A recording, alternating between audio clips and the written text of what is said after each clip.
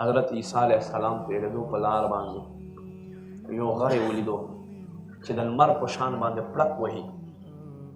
حضرت عیسی علیه السلام غره ته آواز وکړو، وایي ای غره څه دي در کې دننه چې ته دومره پړک وهې؟ وایي په ما کې یو د الله نیک بنده موجود دی، هغه عبادت کوي او د هغه عبادت په برکت سره ځکه داسې پړک وهم. وایي یا ربه دا بنده زه کتل غواړم.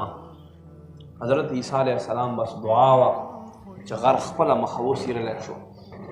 یو انتهایی نیک پاسبان ښایسته سپینو جامو سپینې ږیرې والی یو بزرګ سپینې ږیری په ما راووتو. حضرت عیسی علیه السلام ورته فرمایي ته د کوم وخت راسې دلته عبادت کوې؟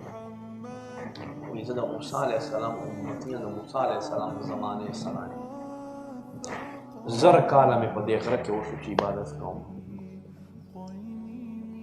وایي ما دعا کړې وه چې یا ربه ما نبی آخر الزمان زمانې پورې وساته چې زه د نبی آخر الزمان زیارت وکړم، د ده امتي شمه، کلمه یې ووایم او په ورځ د محشر د نبی آخر الزمان په امت کې راپورته شم. وایي الله زما دعا قبوله کړه چې دلته راغلم، دا غر ماته کولاو شو وردننه شوم. اوس ماته په دې غره کې دننه رزق میلاویږي، دننه رزق میلاویږي او زه خپل عبادت کوم.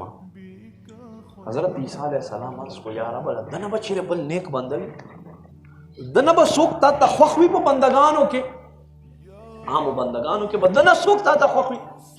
الله وحی ورته فرمایي ها عیسی علیه السلام نبی آخر الزمان په امتیانو کې رجب شریف میاشت چې راشي او څوک د 28 رجب شریف په شپه باندې عبادت وکړي، ورځ ما ته روژه ونیسي، نو ما ته د دغه بنده له دې عبادت نه د ده د عبادت غوره او د ده له سنګت نه ما ته د هغه بنده سنګت ډېر نږدې چې څوک رجب شریف میاشت عبادت وکړي.